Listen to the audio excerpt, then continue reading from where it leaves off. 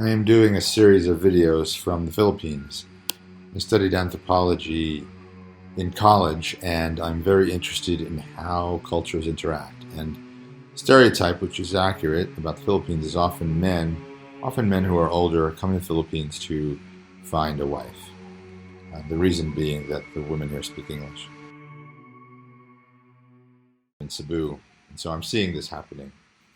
And everyone wants love, but what I keep saying in the videos is while I can give men advice about what they should do if they are seeking love and avoid them some headaches, I don't think it's about that, because you're going to have headaches regardless of this and that you may avoid. But without loving yourself first, then even if everything goes right or you make everything go right, eventually you're going to run into an issue.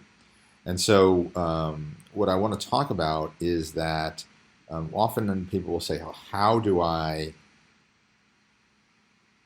love myself, right? Like, that's literally the question. Like, okay, instead of trying to get love from meeting some woman who will love me, how do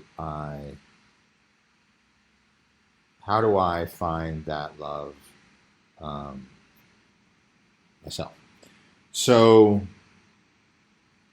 the question is, how do you do that? So what I'm going to say is that there's no how other than bring compassion to your thoughts. Any thoughts that come that say, oh, you need to be a certain way. You need to have a certain thing. Those are the thoughts that will derail happiness. Yes, you may follow those thoughts or avoid or get what you desire or avoid what you don't want. And so then you feel better, but you're creating conditions for how to love yourself. So you just see thoughts that are not compassionate, not loving, suggesting objects of desire and aversion that are claiming to impact self-love. And then you say, no. You say, I give you my love, thought, but I don't need those things in order to be happy. You have to say it over and over again because the mind is so accustomed to conditional love. Now, fitting into all of this, and I did an I Ching reading, which is why I'm going to share this with you, is that it's not necessarily a humble situation, right? Especially if a man is trying to find a woman who's much younger than he is. Because the humble path would be to accept that, you had your chance, maybe it's divorce or whatever, and now that ship has sailed. And that can be very hard to accept.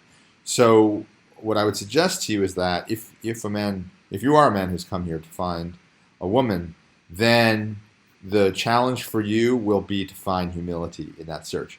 And you'll need it because it's very unlikely that things are actually going to go your way. It's just, you may find someone, but it may not work out. It's like the odds of it working are so remote. But as a spiritual practice, it's pretty powerful because what's happening is that you're forced to confront certain things that the humbling process will illuminate. I know that may be a little hard to explain, but if you're interested, I'm happy to talk to you about it.